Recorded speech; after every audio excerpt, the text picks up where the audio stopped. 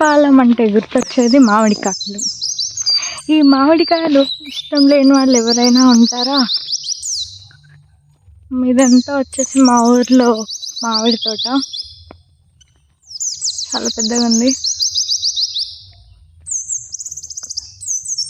మామిడి పండులో కూడా చాలా టైప్స్ ఉంటాయి. ఇది వచ్చేసి చెరుకు రసాలు అంటారు వీటిని.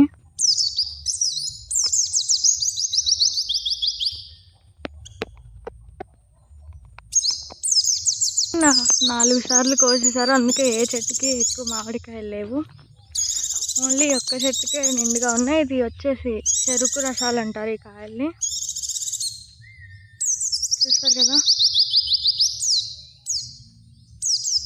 ఎవరికైతే మామిడికాయలు ఇష్టం ఉంటాయో వాళ్ళు ఈ వీడియోకి ఒక లైక్ చేసేయండి.